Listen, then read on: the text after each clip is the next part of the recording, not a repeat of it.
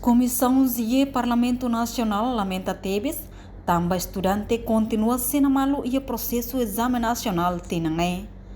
Parlamento Nacional lihusi Comissão ZIE nebe trata assunto educação, halo fiscalização da escola pública e a capital dele durante exame nacional nota katak, estudante sira continua tur sendo malo hodituir exame. Vice-presidente Comissão ZIE, deputado Gabriel Soares Sateteng, estudante finalista e escola público finantil, inclui escola público balum, estudante ocupa sala bot, makatuir exame nacional.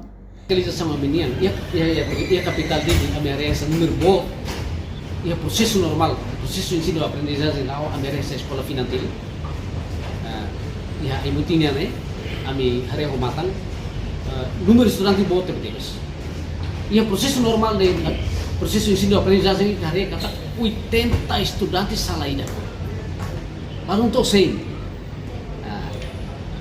Agora, idane ita hareho faliba processo exame nacional, ita bele calculo na kata ho espaço ida menos sesanes, ho sala de aula menos sesanes, e assim implica ituang ba iha exame nacional. Ne implica saida iha tur fatin distância ne se prejudica ituang tambah ya sala de aula plot e espaço ne plot e ne depende ona estratégia ou isa diretor da escola e comissão organizadora atu organiza.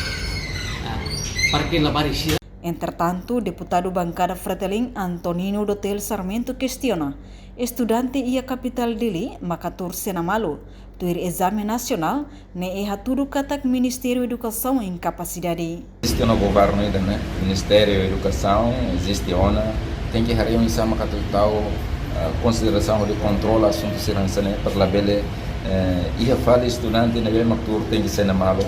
Para depois participar do exame nacional. O exame nacional, quando acontece, tem que ir espaço e liberdade para cada aluno que é estudante da tudo para tudo e equilíbrio para estudar.